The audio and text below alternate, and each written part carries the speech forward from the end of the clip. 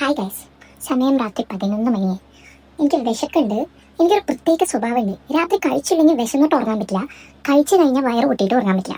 അപ്പോൾ ഞാൻ വിചാരിച്ചു നമുക്ക് വയറ് പൊട്ടിയിട്ട് ഉറങ്ങാതിരിക്കാം. ഞാനപ്പോൾ മാഗി ഉണ്ടാക്കാൻ പോവാം. വെള്ളം തിളച്ചു ഗൈസ്.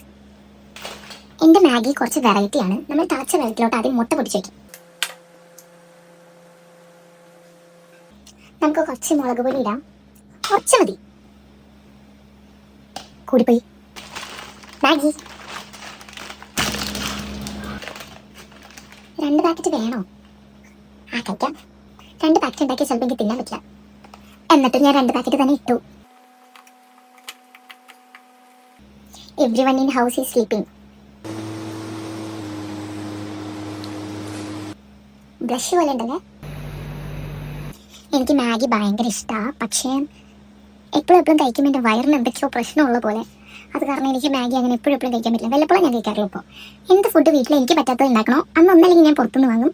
അത് പറ്റാത്ത ദിവസം ഞാൻ മാഗി ഉണ്ടാക്കും. ചീസൊക്കെ ഇട്ട് അടിപൊളിയാണ്. പക്ഷേ ചീസില്ല നമ്മുടെ കയ്യിൽ. ഇന്നും കൂടെ കടയിൽ പോയതുള്ളൂ, വാങ്ങാൻ മറന്നുപോയി. ഞാൻ എന്താ ക്യാമറ തന്നെ പറഞ്ഞേ. Just don't mind my dirty അടുത്ത. ഡോണ്ട്. തളിച്ചു മുട്ടപ്പൊട്ടിനൊക്കെ പൊന്തി വന്നിട്ടുണ്ട്. മാഗി മസാല ചേർക്കാം.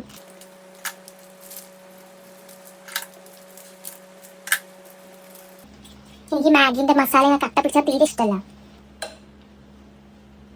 ഇനി നമുക്ക് സ്വല്പം കുരുമുളക് പൊടി ഇടാം. Pepper powder.